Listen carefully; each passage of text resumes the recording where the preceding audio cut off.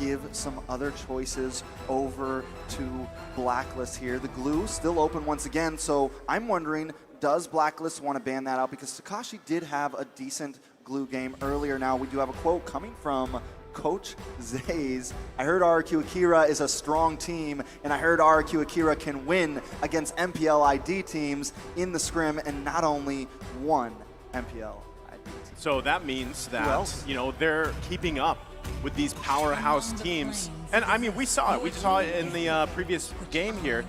But this is something that even us casters talked about before we got even to the group stages. You know, we were kind of contemplating how much time RQ Akira had to practice, how much time and work they had to do with even RQ Hoshi, right? And honestly, from game to game, there are games where it evidently shows here. And you got to remember, they're playing against these powerhouse teams, and so far, they've actually been doing a pretty good job. Now, first pick is going to be that glue. You're right, the glue is going to be picked up first. Very prio here in this tournament, and I'd like to add on to your point. I think all casters, we have a briefing, we have a group study discussion, and one of the things that we did talk about was the fact that RQ Akira, yes, they had a lot of coaching time with RQ, but also the fact that they were a kind of pseudo Blacklist. Yeah. And it kind of just dawned on me that they're finally going against the team that they've looked so much up to. But going back into the drafting phase here, we see that the Benedetto once again going to be picked up from Blacklist as well as the Farsa. So now they're really switching things up, right? They have the utility coming in from the Farsa, the burst damage as well as the mobility in that middle lane. And in this current meta, that mid lane presence has been so important, and this is something that they can rely on and to take away what RQ Akira brought to them in that previous game.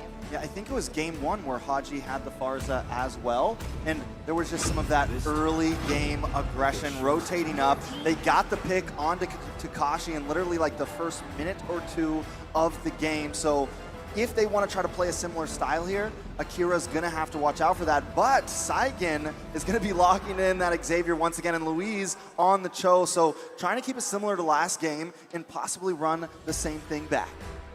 If it ain't broke, don't fix it, right? They're going to go with the same situation, at least with these two heroes here for now, and see if it works. And there you go, across the board. That's the Estes locked in again. So I'm wondering if we see a Baksha ban here. Like if they just want to go ahead and take that out because of the way that the passive works. Also, like we were talking about the previous game where, you know, the fact that you can just roam around so quickly, you can literally roll around and you have that presence is something to worry about here. So we'll see if they leave it open or not, because honestly, the way that it was played from King the previous game was outstanding.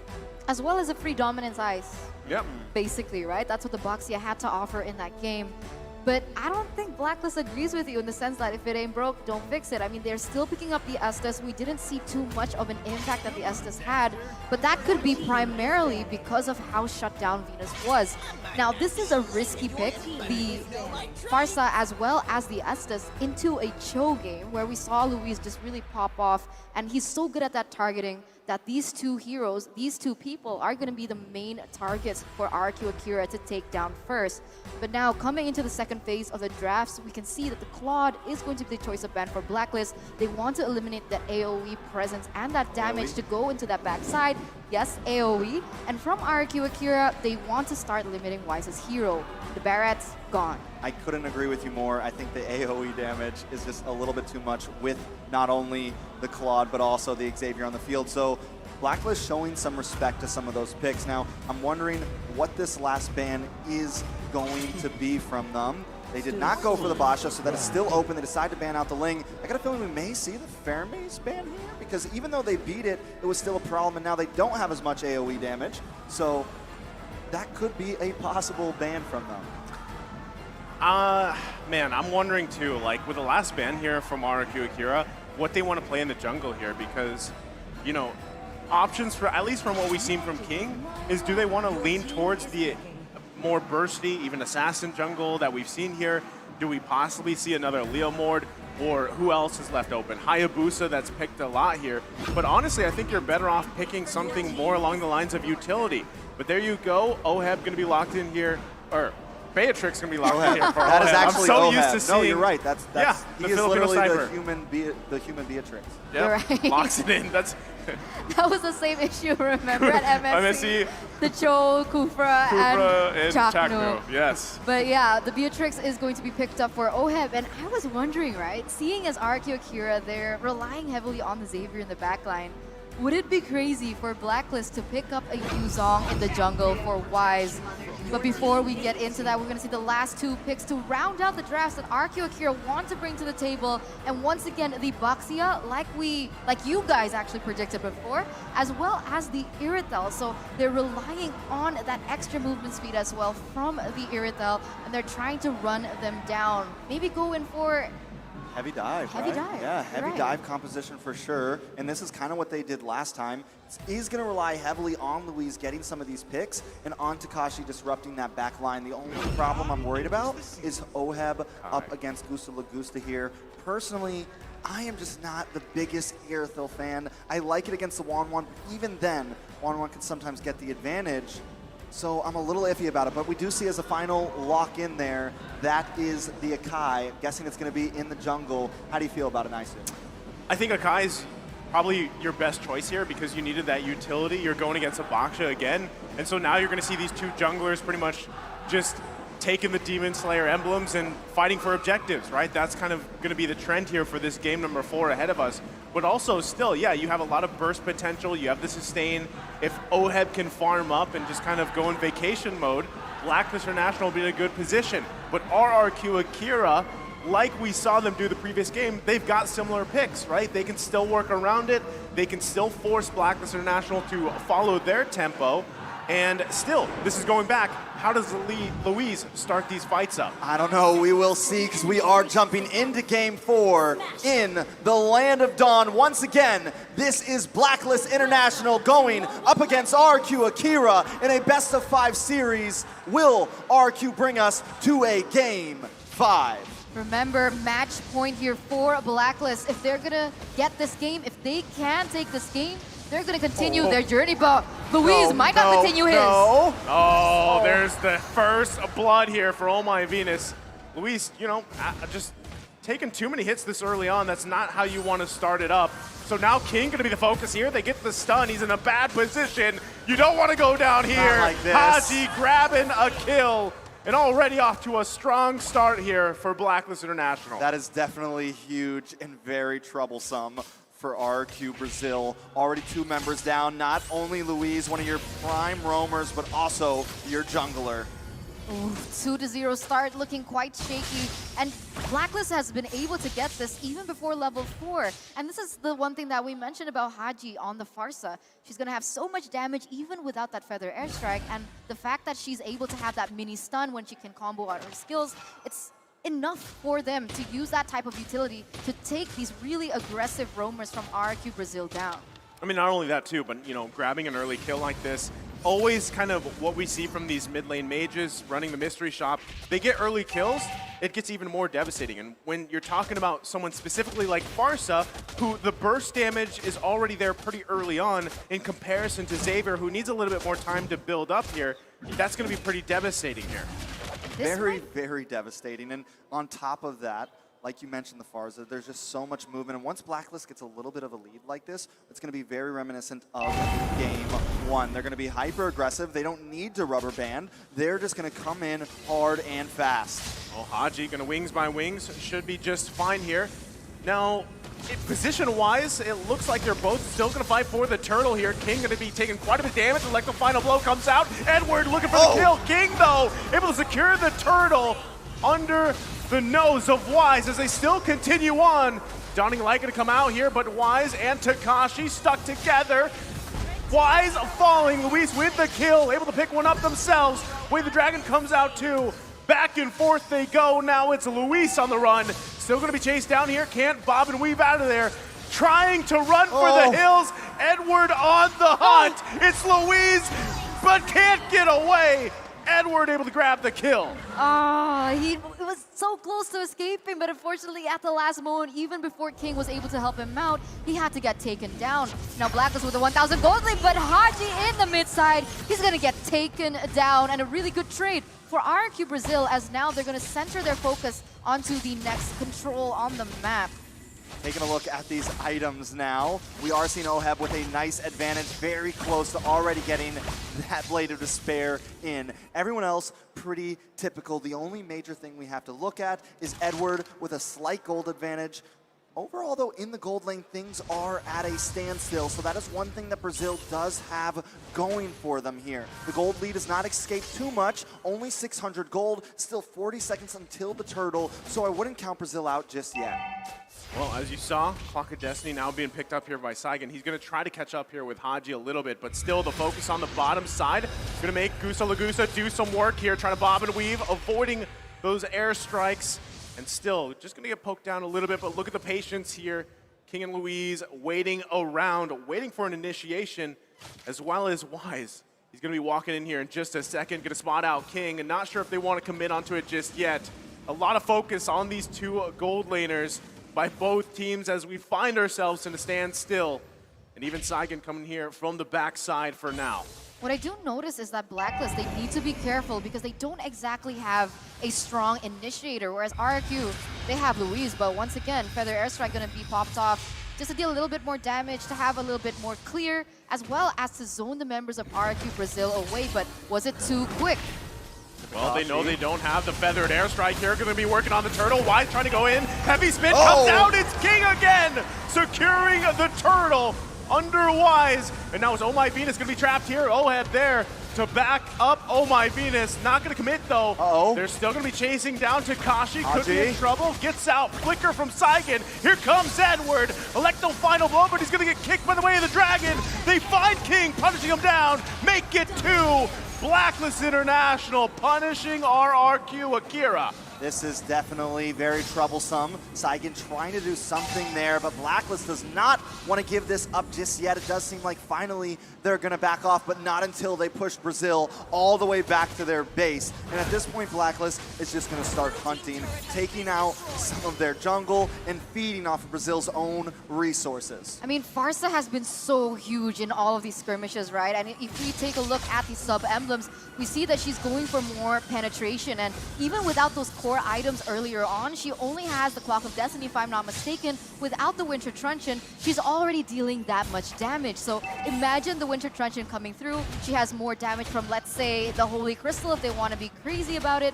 That's just so much magic damage that they need to be able to get free. Whereas when we look at RRQ Brazil, with the way they're going for these team fights, Luis is primarily just trying to protect Gusta Lagusta, and therefore he's unable to make those plays into the back line to eliminate these threats like Haji. Yeah, I mean, I wouldn't completely count anyone out just yet. With Saigon not having any deaths, he wasn't too far behind Haji in terms of gold. He has also locked in the Clock of Destiny. Once he gets that Winter Truncheon, there may be some plays to happen. There was the burst right there. They got to respect it, Luis. The bob and weave out of there, the Feathered Airstrike committed as well. You can already see, though, like some of the damage, especially from Gusta Lagusa, is building up here. Once he gets that Berserker's Fury, if he doesn't have it yet, it will be there. And then again, Electro Flash with that sprint is crucial here on the Irithyll pick. Conceal play gonna come out. Luis on the hunt, flickers in. Oheb able to dodge it, but King also gonna miss. They're gonna find Haji. He wings by wings out, and now it's Blacklist International on the hunt here. Still, RRQ Akira gonna back off. Edward there though in the bush. Wise working on the turtle for now. RRQ Akira, this is gonna be very tough to fight. Saigon's still waiting for that dawning light to be available. The Takashi goes in here. Now the turtle's still going to be worked on, everything being committed. Wise with a heavy spin, able to secure the turtle, pushing everybody back. Takashi, though, deep into enemy territory. Can he get away from this one? It's 4 members of Blacklist International, and you can't get away from that, Takashi. Definitely cannot get away with that. The thunder has been quelled as Blacklist rolls forward on this match. I gotta say right now, it is definitely an intense game 4. The only thing that Brazil has going for them, and I was about to say it, but now it's not true, was they were even in towers. But at this point, Blacklist is coming in strong. Luis, Luis, that is a misstep on his part, as that was 3 members. Now King trying to come up with a cutoff here, but still gonna be the same situation. There's just too much sustain, not enough damage from Saigon just yet. 5,000 gold lead for Blacklist here in the 8th minute. And they're trying to push the tempo even worse. And here you go, Tekashi. He's going to get pinned. Gets pinned down, heavy spin, able to pick up another kill here. And Blacklist International furthering their lead in this game 4. It's so difficult, right? Because so far, like I've mentioned before, I do realize that Blacklist, they don't have a hard initiator. So they are relying heavily on Haji for these initiates. And it's working so well. And for the moment and for the most part, RRQ Brazil, they haven't been able to even build that magic resist. We do see the cloak coming through for Luis, but it hasn't reached that point. Okay, there you go. The Athena shield finally being built, and he's the only person who can try and negate that much damage coming in from Blacklist. And the fact that he's only built it here in the 8th minute, 9th minute, it's no concern that Blacklist has been able to dominate this much already early on. Yeah, and I mean, the big problem is the fact that he's just getting to hold on a second. Okay, Wise though, gonna use the heavy spin. Luis gonna get locked down here. Gonna be a kill going over to Oheb as they find one from RRQ Akira. They're still going around though. Wise gotta be careful. They're gonna back off. Feathered Airstrike to follow up, forcing out everything. And RRQ Akira now down one member. Lord in the taking for Blacklist International. That is definitely bad. And before the downfall of Brazil interrupted me, what I was going to say was, the fact that they're just getting defense against Haji is definitely troublesome, because now, as we're into the 10-minute mark, we have Oheb to worry about, who has gotten a lot of items, and now King in trouble. Yeah, there's no way you can get out of there. King was trying to get the opportunity to go for that retreat still if he could. I mean, that happened, you know, we saw that happen to the Turtles, but by this point, Blacklist International not going to let that happen. Definitely not going to have to let that happen. But Brazil wants to keep on fighting. They find Edward there. Oh, Edward, you can't escape that one. Gusa Lagusa able to pick up a kill. Feathered Airstrike coming down. He's going to sprint out of there. Now Wise committing the heavy spin, looking for a cutoff. Finds Gusa Lagusa.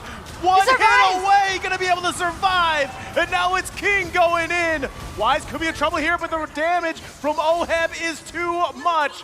Tekashi now going to be out of position, has to flicker out, still chased to the base, and just another hit away. Oheb just showing those guns and now focusing on the tier 2. Lord already marching down there in the top side as Blacklist, even though they lost a member there, they are going to be able to still put that pressure in the mid as they're looking for more. Inhibitor turrets not taken down just yet, so for the moment, RRQ Brazil, they're still staying relevant in the game, although they are losing at 7,000 gold deficit. It seems like Blacklist have not found the means to be able to really penetrate through. You know, Tekashi right now is literally hanging on for dear life with his team. I mean, literally hanging on to every member of Blacklist, trying to just buy Brazil some time right now. Every time he goes in that back line, he is surviving a little bit longer. We saw him get caught up one time, but now, hold on. Oh, no! Coming down, look at the burst damage. Oheb picking up a kill. King gonna be out of position a little bit here. He was waiting for the moment that they could find anything. Gusa Lagusa, is he gonna be stopped? He's able to survive a little bit longer. Still RRQ Akira trying to hold on, but again, Oheb has the damage. 6-0-2 on that iconic hero of his, and they might be pressing the situation even further. Focusing on the top side, gonna go ahead and grab this inhibitor turret. King now finally back in the base here. Edward grabbed that bottom. They're holding on for dear life. Feathered Airstrike gonna be committed, and it's another one. Oheb able to secure another kill, pushing them back further. Wise cutting off Gusa Lagusa. Edward on the follow-up, but should be able to get away here. Base almost fully explodes. The flicker comes in. Can they still follow up? Gusa Lagusa still on the run. Where can he go? Blacklist International on the hunt here. He's buying time, but at what cost? Still going, can't get the kill. Haji to clean up. Definitely a valiant effort though, and at least he pulls Blacklist away from the base, and he does buy time in fact, but just enough time for the Lord to be back on the map into the hands of Blacklist. But I gotta say, right, that was genius, because if he didn't pull that, they would have ended that game, but argue Brazil, with that play from Gusta Lagusta, they're going to be able to prolong and try and recalibrate themselves, recalibrate their mentality of what exactly type of gameplay that they want to go for here, even though Blacklist is going to be able to get this next Enhanced Lord. But looking at the items, things are looking quite bleak, right? I mean, the problem is, Gusta Lagusta, she has her items, right? You already have the crit, you have the attack speed, but the problem is because of that range, because of how big that Farsa's ultimate is, he can't get close enough to deal the damage, and it must be so frustrating. Yeah, definitely very frustrating, especially the fact that Luis can't get in there to help at all, right? Every time he goes in, he's getting melted down, but the question on everybody's mind, can they defend this push? Well, they're going to have to deal with it as Lord in the mid lane. Flicker's coming in. Takashi trying to make a play, buy some time and some space. They're still going at Edward in the backside with Electro final blow. Dawning Light to follow up. It's not enough. Oheb does fall, but Gusta Lagusta as well. Both gold laners are down. Still the action ensues as Haji grabs a double. Takashi once again all alone here. Now Edward trying to push in the waves. Takashi trying to buy time. 3 versus 1 in the jungle. They just can't get this guy off of him. And Edward looking to end the game. Electro final blow comes out. Feathered airstrike. Look at the time. Takashi finally falls. And Blacklist International one step closer to making history as they take the series. What are the Brazilian kings to the queen herself? Blacklist International with